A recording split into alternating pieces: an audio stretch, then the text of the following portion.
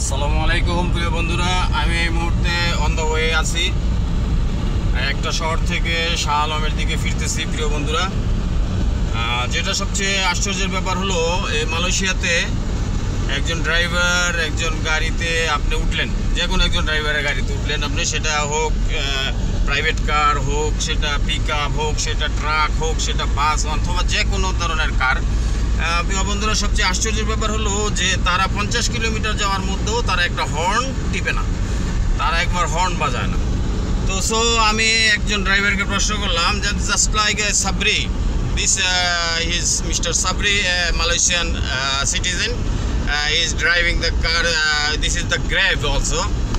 I think Grab is a very good apps, you can go anywhere by Grab and this will give you a very good service, and for this reason I also use the Grab in Malaysia.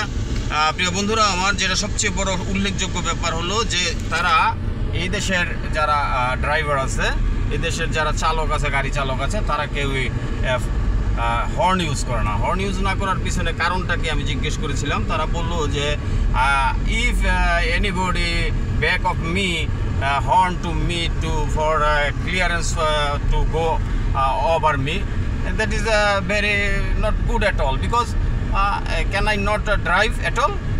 If I can drive, so why you disturbing me by horning? And this is also the pollution of air. So sorry, pollution of the sound pollution.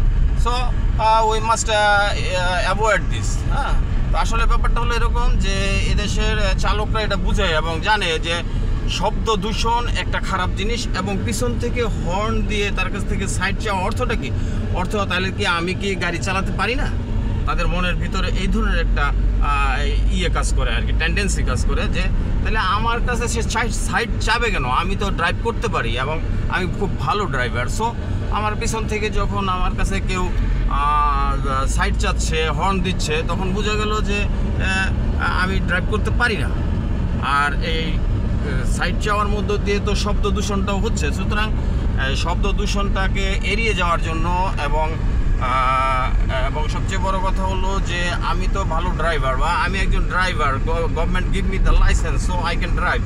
তো আমি যেহেতু drive করতে পারি, সুতরাং আমি তো অবশ্যই জানি যে কখন কোন অবস্থায় কি করতে হবে।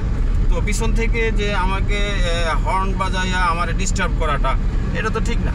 কারণ if he need more urgent to go, then he will when I will give the chance, then he will go. But normally it is not good to disturb me by the sound pollution or want the sight from me by the horn.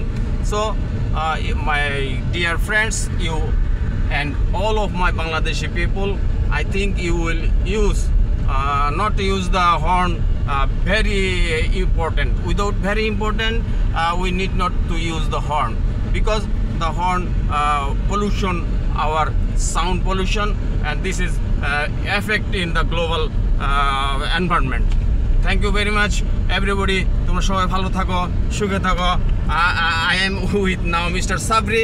He is also, I think he will be a success in his future life, and he will be happy also, and we all the people in this world want to be happy, and all of you be happy. Goodbye. Allah Hafiz. Assalamu alaikum wa rahmatullahi wa barakatuh.